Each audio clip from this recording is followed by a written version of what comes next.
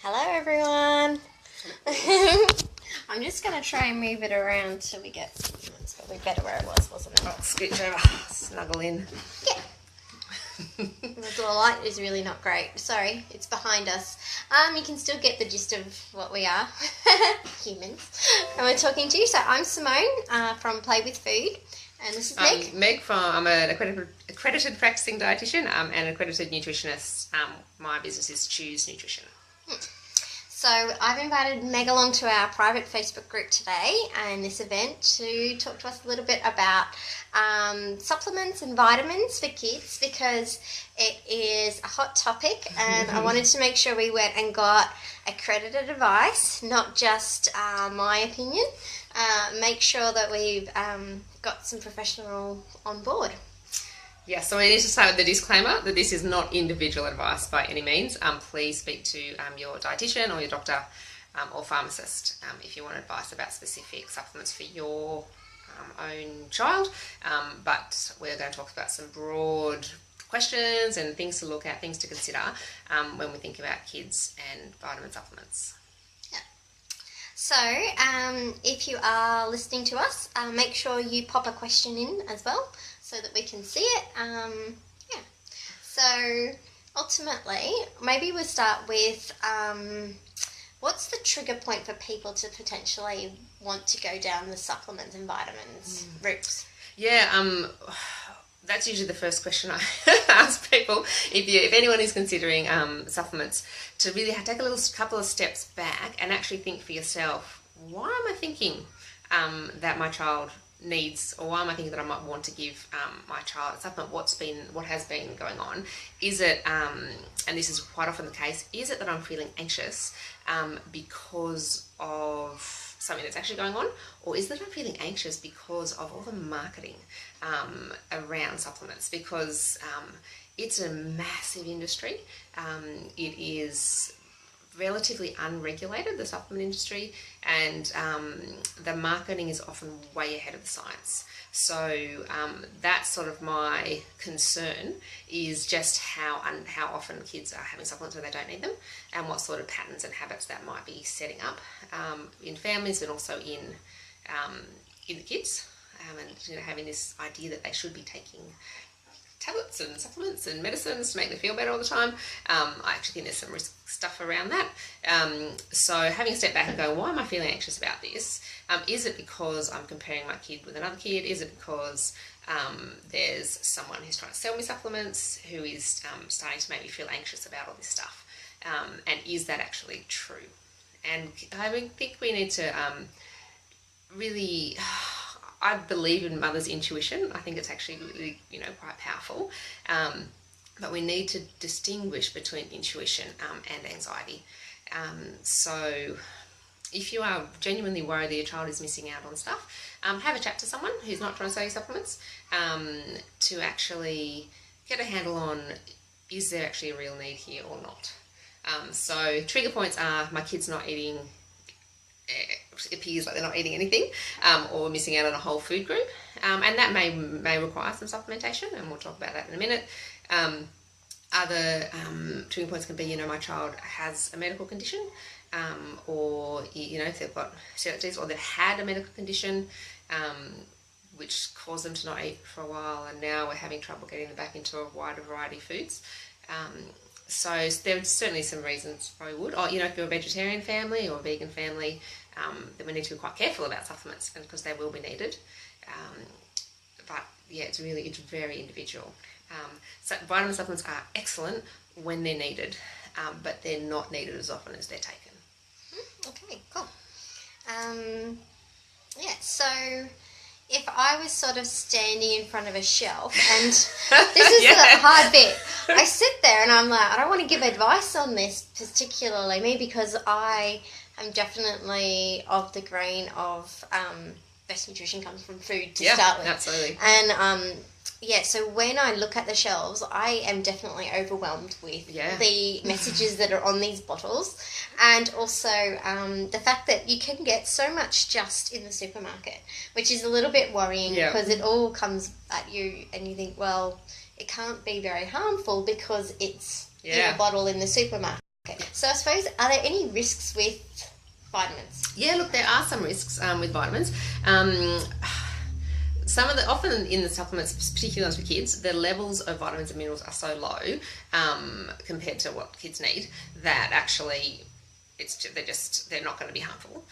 But there are particular nutrients that at very high doses can be quite harmful, and that's things, common things like vitamin C, zinc, vitamin A in particular. Some of these things can actually be quite harmful in high doses. So often the things that you're going to buy at the supermarket don't have a lot of them in it because the manufacturers, I think, are probably playing it safe. But when you get into some of these practitioner branded things and deliberate high doses of stuff, that's when there really are genuine risks, and you'd really want to have a very good reason for going down that path.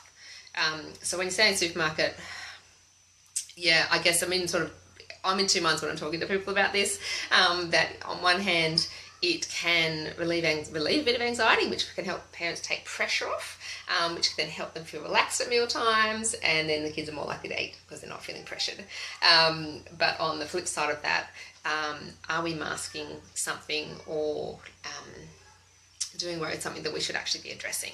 So a classic example could be a parent thinks that their child might be iron deficient, and maybe they are, but the answer isn't necessarily just to give them an iron supplement. We need to find out why, because it could be from celiac disease, it could be from iron deficiency anemia, it could be from malabsorption. Like, there's all sort of reasons why someone might present with anemia. And so without talking to a doctor about it and getting some blood tests and getting a bit of history, a doctor or an accredited practicing dietitian, you could be solving the symptom but not the underlying cause. And so that's quite important as well. And that's another one of those risks, that the risk isn't necessarily about the supplement, the risk is about what's going on with the big picture. Yeah. Of that. So, often people, child might be tired and they might think, oh, it's iron, they're iron deficient, pop them on iron. Well, actually, maybe they were tired because there's something else going on with them and it has nothing to do with iron. Yeah. And I suppose I wanted to hit on maybe one of the more seems to be the big push at the moment, probiotics. Yeah. Because gut health is all over the internet and everywhere else, and definitely experiencing my own history with different things like that. I just thought, we've got vitamins, we've got minerals, we've got that, and then there's the probiotics that come in. So I thought I'll just single out those and sure. what's sort of... Yeah, so with probiotics, again, it's a growing area. So the gut microbiome and its impact on overall health, physical and mental health is and behaviour. Yeah, it's really early days. And I say this all the time. I've already said it once tonight. The marketing is so far ahead of the science. It's actually a bit scary. I, as an accredited practicing dietitian, I can actually be a practitioner, what's called a practitioner, under these practitioner-only labels, vitamins and mineral supplement companies and probiotics and whatever. I have signed up as a practitioner for some of them so I get access to the information about the supplements, but I would never on-sell because I think ethically it gets really, really muddy.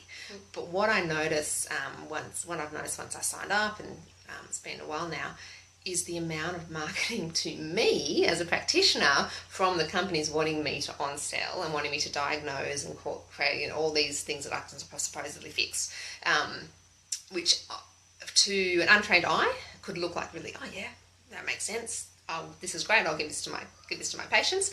But to someone with a science degree who's been trained in looking at claims and actual literature, it's quite scary and quite unsettling, and I'm quite concerned about it because so often is all these amazing claims that are not actually backed up by the science. So our gut microbiome, yes, it's going to be important and we're going to learn more, but we'd be much better off having food sources of prebiotics and probiotics. There are harms with some of the strains of probiotics if they're closely related to strains that can cause illness. Your basic ones, your lactobacillus, it's not going to do any harm. There's no harmful strains of that one. But it's really tricky outside of the safety. So if you can have yogurt and eat a wide and balanced diet, if you're not taking antibiotics regularly, if you're not, it's for kids, so they're probably, hopefully not on any hormones, not drinking alcohol, and all this stuff which can disrupt it, it's unlikely to do harm. It's also unlikely to do significant good. So yeah, it's one of those areas it's not really clear yet what sort of impact it's going to be. And a lot of the studies have done on like population level and looking at stool samples, and individuals' microbiomes can really change even over a day. And so what's good for one to try to rebalance isn't necessarily going to be the same for someone else. So it's really hard to make an individual decision about, which strain, because we really don't have that information yet. And anyone who says they do, I'm sorry that they're like way ahead of the science. They're making it up as they go along. And I don't like saying that because people can choose their own path, but I really worry about how many people are being exploited and taking unnecessary things because it sounds sciencey, it sounds good, it sounds really, like the answer, and we all want answers. Like, if we're feeling stressed or anxious about something, or if there's something not going on, we want someone who says, I know what's wrong and I can fix it. But there's risks there. And I think for maybe like a last point, maybe talking a little bit about the anxiety reduction effect that giving supplements has, actually doing some good for the meal times, and people inadvertently labelling that to the supplement of choice. Yeah, look, we do see that, and we there's even Simone actually alerted me to the study that said just simply putting kids on a waiting list for a feeding clinic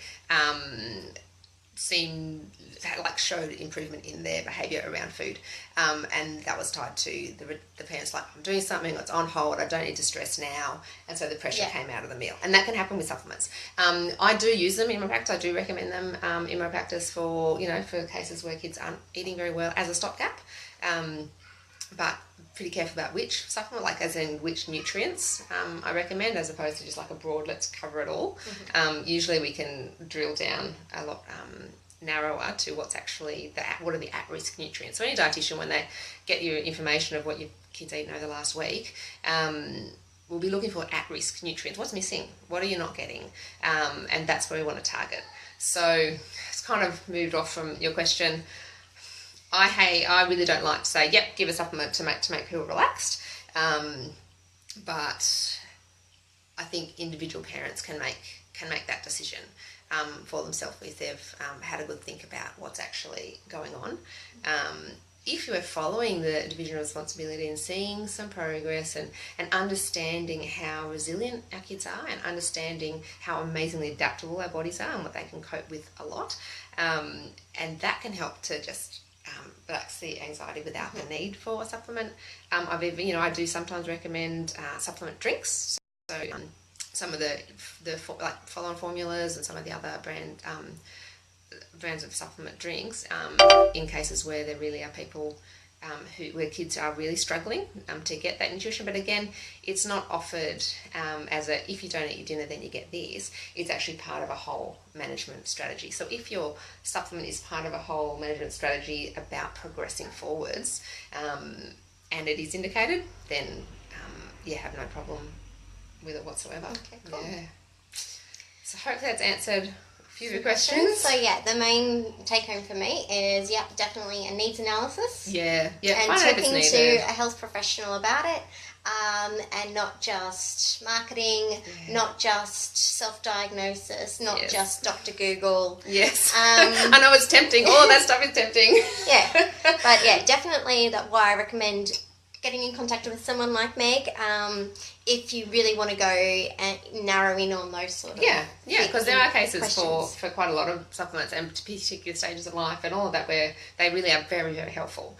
But that's the minority. Yeah, but walking into a shop and saying, well, this lady on a Facebook group said this. Yeah. I saw it on the shelf at Big W for whatever, Woolies or wherever sells them. Yeah. That's probably not your best no, and the lolly ones, I don't want to mess up. I don't think we should be mixing lollies and medicine. Yeah. I know for some kids who genuinely need it and can't get it any other way, cool. But as a have your medicine lolly, I don't think we should be mixing drugs and lollies. Drugs. Yeah. And there are a lot of things we need to consider with the way we talk about food that impact on, just kids in general. And their attitude towards things. Yeah. I say that all the time, we actually have to be more concerned about what's going into their heads than what's going into their mouths at younger ages, because we can be setting a lot of either really positive, fantastic thought processes around food and around their bodies, or possibly not. Yeah. Okay, so thanks a lot, Meg. No worries, And anybody, just leave us some messages or whatever.